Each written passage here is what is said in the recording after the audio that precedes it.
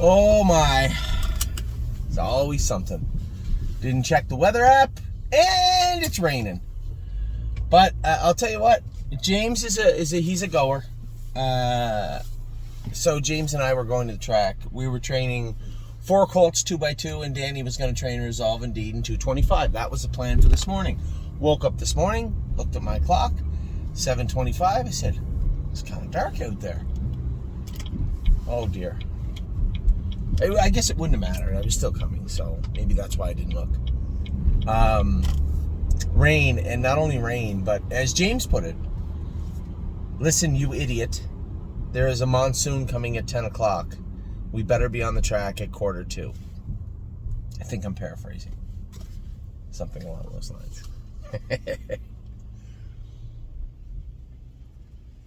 He said, I still have to swim Blarney, his horse, and I don't want to get wet. To which I replied, well, don't fall in the pool then.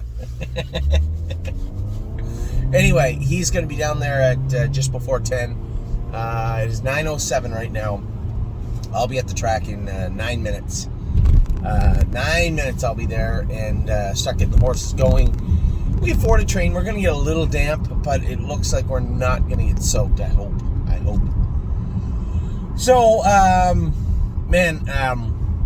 the conclusion of last night was fantastic. The middle of last night had its moments. But we did, Hallie was great too. You know, it was kind of an odd night. It had a little bit of everything. An odd day. Had a little bit of everything. Widespread panic makes a break. What I told Chris was just don't try to back him into a hole. But, it worked out perfect last week. When I drove him his first start and I was advancing fourth on the outside, I tried to back him into that hole, and he's got a chain in his mouth. He's throwing his head, and I just gave him his head, and he trotted on. Now, second start, easy. I just kind of, that delayed leave, looked for a hole. If there wasn't one, I'd keep going, no problem. But there was one. It was a nice big 4-hole. I just drove him into the 4-hole and let him, coast in there nice and easy. Yesterday, Chris was doing the right thing. I said, listen, just drive him however you want. Just try not to get him in a bad spot. And it wasn't his fault. They were just going slow enough. He would have to be 3 wide in the first turn, or just try and slide him into that 6-hole. And he tried to slide him in there, and he made a break. This is why, for all my partners, this is why I did not want to send him to Indiana yet. He just wasn't mentally ready. Fast horse, and you could see the way he recovered and closed ground, how determined he is. Attitude is good, but you still got to have all those screws in your head tightened up, right? And they're just not yet. He's a very green colt, but his problem with it's not the greenness, because greenness goes away with experience and intelligence, and there lays the problem. And I was going to say he's not intelligent. He is. When you get him in a hole, he reverts back to the way we trained. He's behaved. He's subdued. He follows. When you move him, he attacks. Just the first start of the race where you have to control him, where you have to show him exactly what you want him to do. He's just, I guess, stubborn a little bit. And that's with the breed, right? We've had a couple of muscle mastiffs the same way. So it's not like he's an anomaly to the breed. But they're durable, and they're tough, and they're fast. So, I wouldn't call yesterday a setback. A little bit of a disappointment, but I wouldn't say a setback. And I mean, the other thing is he fits the class again. He only fits that class for 1 win, so he's going to get the 1 win. And then we can't win it again. So if he wins this yesterday or next week, he's going to win it. But then he's out of that class. Now, what I'd like to see him do is just grow up a bit. I see him throwing his head. Do we want to put a martingale on him? Because I know everything you put on this horse, his first instinct is to fight, right? Which is a good attitude to have. Not when you're applying things to him. He hates that chain in his mouth. But as I said to Tim, and as I'm sure I'll say to Chris, he's going to wear it. He will learn to wear it, because that is what he's going to be raced in for now. I've had a number of different bits on him. He gets angry, but when he gets angry, he gets a little out of control. So we have to show him the way, right? All about racing. So a very fast colt, a very nice colt, and he made a break. Trotters will make breaks from time to time, and my answer to any of our clients saying it was a wasted start, yes, it was a wasted start. There's not much we can do about that. Secondly, he can only win that class once, and he will win it once. So whether he won it yesterday or next week is not the end of the world, but yes, I agree, to some extent it is a wasted start. Hallie in the Clouds was very good. Remember, and you guys have to remember this would likely be Hallie in the Clouds' first ever start on a half-mile track. Trained down on a 5/8, raced on a 7/8, has probably never stepped foot on a half in her entire life. I could be mistaken. She didn't race last. No, I'm not mistaken.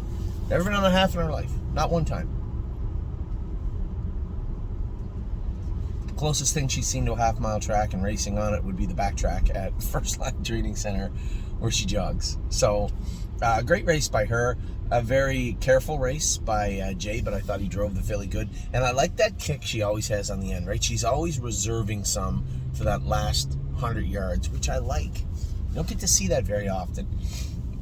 And although she can be cranky and hard to deal with sometimes, she's not mean or anything, but she's stubborn. She's a little cranky. I think there's going to be a good racehorse in there. That last 100-yard kick, you don't see that from a lot of horses. That's determination. That's a want to win. She could just not use that 100-yard kick and just float through the stretch and finish an okay third, and this would be a very similar video. But she does. She does try and run them down late, and I like that about her, and I was very happy with her race. Now, don't talk about Bruno and George of the Jungle. Just one of those races where I bet. Now, I can't speak for Anthony because I don't know what George was doing in London. Maybe he was rough. Maybe he just felt that, rather than trying to back him into a hole or fit him into a hole, he just had to sit there. And maybe he did. I don't know. And Bruno, I bet you Jay probably wishes he had that back. But what are you going to do? That's I've been there many, many, many times. So not what you want to see. I know a couple of our clients said, those horses shouldn't be racing in London. Okay, let's just unpack that for a second. Don't talk about Bruno should absolutely be racing in London. I'm not sure where you would rather race him. He's built for a half. He gets around a half. He raced great in London last week, and I'm not going to blame Jay Harris for leaving with him, because guess what? I would have done the same thing. So that's a moot point. We're not going to talk about that anymore. As far as George of the Jungle, yeah, we could have not taken him. But when the horse races good in the grassroots and has an opportunity to drop into a much softer competition, would we not take that?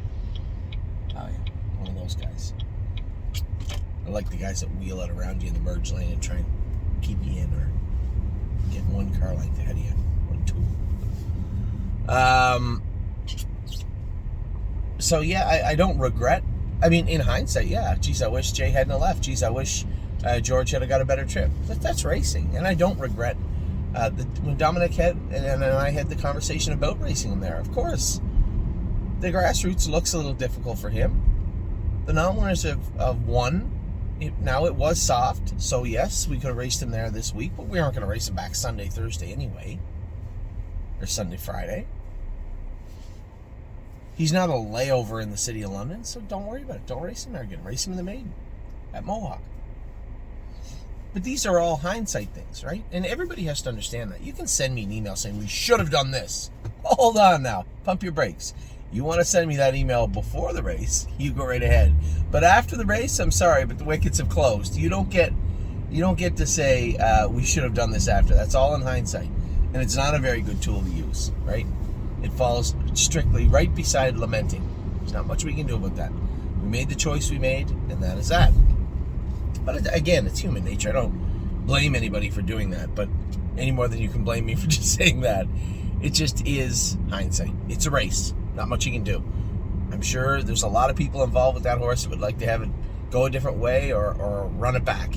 We don't get to do that. So we'll turn the page on those two. The only real concerning race of the night was Stay Close. I don't know why Dave Pallone took him back to last. And then he didn't look super sporty going through the wire. So I want to have, I don't think, listen, Stay Close is a war horse. Having said that, a war horse just means a horse that's tough. So I'm not going to draw on his toughness over and over again. If it was just if Dave maybe shut his air off, because I guarantee I would have. Trying to get him back to last, almost every time he would have shut his air off. That's not to say that he did. Maybe there's something bothering him. Looked a little bit right hind and left front to me. When we were to Dr. Brown's clinic with him, shockingly enough, he said right hind, left front.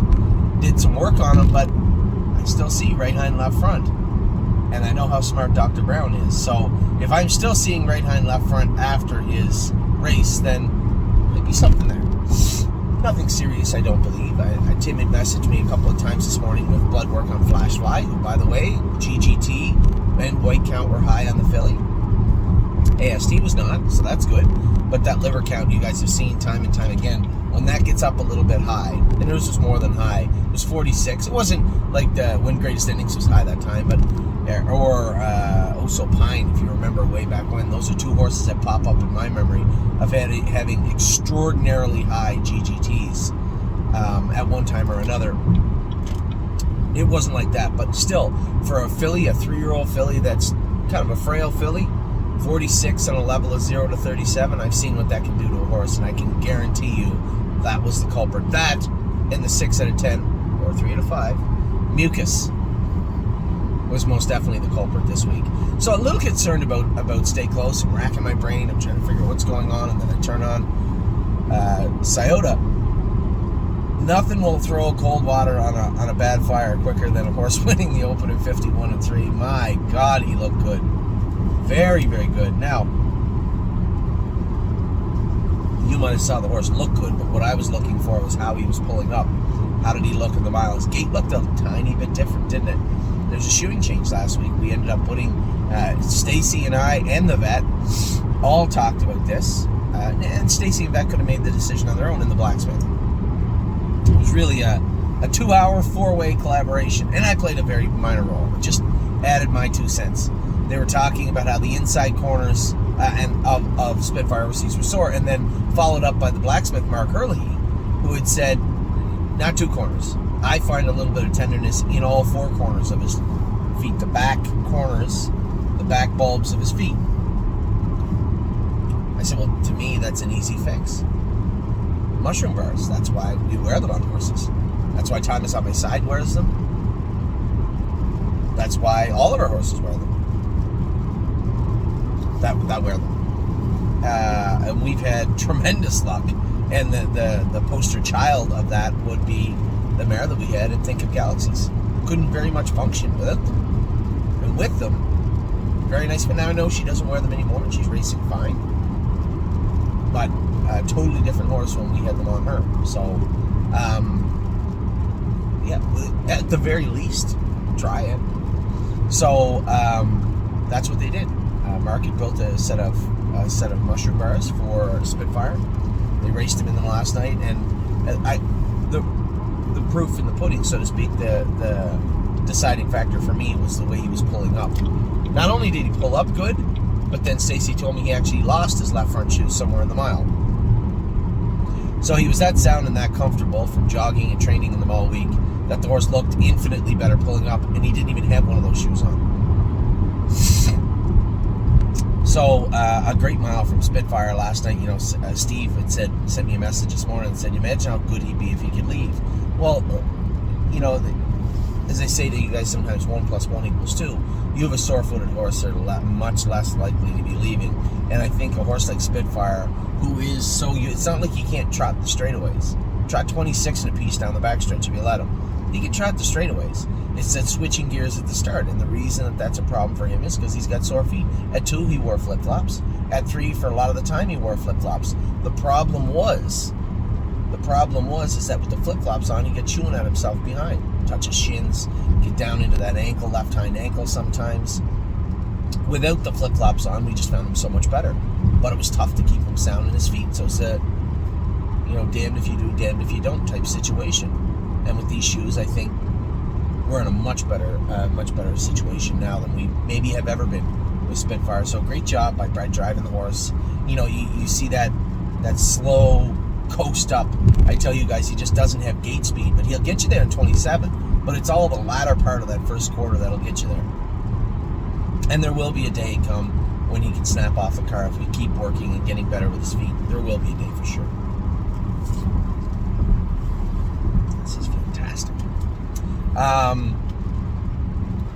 So Spitfire, just a tremendous win. 2 weeks in a row now. He won the Open, handicap with the 7-hole, and a winner in 51-3. Just a great race from him. Just a great horse, and man, he's really turned out to be a very nice horse. JK Victory, that was weird. I didn't get an update. I didn't really look. They canceled the races after the 4th race in Indiana last night. Technical difficulties. Probably something to do with the tote system or something. I have no idea. I didn't follow up on that. I'm sure somebody will let us know. But JK Victory didn't get to race. And then I finally got home. There was a bad accident on the QEW last night. I didn't even get to the house. Didn't even get to the house till 11 o'clock. That's how bad the traffic was. We had to sit in traffic for 2 hours. But, you know, again, I always try to make lemonade out of lemons, and I ended up getting most of the set list for our open house done. Now there'll be tweaks and changes, but the rough, broad strokes of the open house was able to get done. So I was sitting in traffic, doing nothing. When you're in park, you're in park. What are you going to do? So I didn't get home late. I literally got in the door, opened the laptop, and Pickpocket was post-parading. Now, what I liked about Pickpocket was two things. Justin Irvine and Jess Otten always say they watch these videos, and I forget how many people watch them, right? I like to bring you guys the information, but for other people, I know the young fellow there that helps out doing the handicapping at the Meadows sometimes always references our videos, and I try to bring you guys all the information I can. But it's out there for everybody also, right? And what I'd said last week was Pickpocket was hot and bothered in the post-parade, really hot. I just thought his hobbles were a little tight. He always wore, now, to be fair, he wore a tight hobble. The hobbles I qualified him, well, I'll just tell you what, the hobbles he qualified in at the Meadows in 56-2 would be 6 inches shorter, the strap. So the actual hobble length, so to speak, would be 6 inches shorter than they were last night. We had let them out for his first start. Tim had let them out with Megan in the Meadowlands, and then after last week, you could see they were just way too tight for a big track and a horse like him. So I had reached out to Megan, and we talked after the race. And I said to Tim, these hobble, he goes, well, they're in the bike's a big bike. If you look, it looks a little bigger than the other bikes. It is. Pickpocket will hit that left wheel. We literally bought a bike for Pickpocket. Bottom one. I haven't billed you for that, by the way. So we bought Pickpocket a bike. And they were just rocking last week. And she said, well, they're in the longest hole. They're out long. Do you want me to pull them into the bike? Now, if you move the bike closer to the horse, the strap's attached to the bike. Obviously, you're moving the hobbles out longer. Closer to the bike, longer the hobbles. I said, why don't you do this? They look like they're at least 3 holes. Why don't you just put a double-ended snap right on the hobble? So the Jack's hobbles makeup that we have. Now, I made the hobbles, but the straps are pretty standard. I don't make those. You have them attached to the pulley. Then there's a strap that goes back. It's got a ring on it. And then, it has a snap on the end of it. And then an additional part of the hobbles attaches to the bike frame. And they have a ring on them. You snap them on the ring. That's how the hobbles get attached for these particular hobbles. I'm gonna get my license out. Won't often use my license here at Mohawk. There it is. So the hobbles were in the longest hole. There's options you have. You can move the bike out. You can move the bike. But ultimately, the only thing you can do is put a snap on them, right? I guess you could buy an extra long strap. Yeah, sure, you can do that. So it looks like the snap's about almost 3 inches or a little bit longer. That'll be perfect. Why don't you just put a snap on them?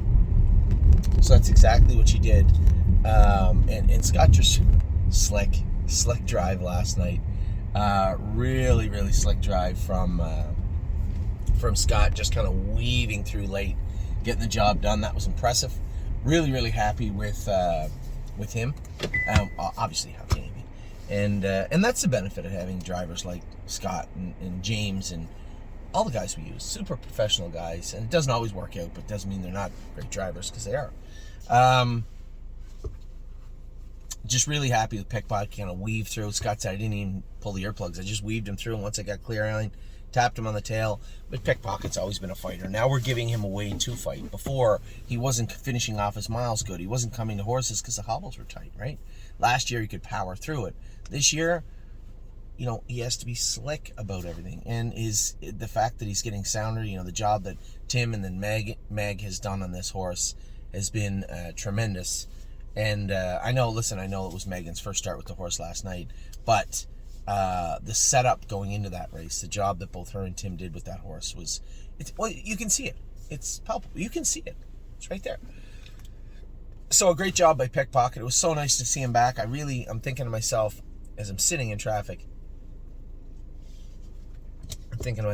is this horse going to be the Pickpocket we want, or is he just going to be a nice horse? How do those paths look? The Pickpocket we want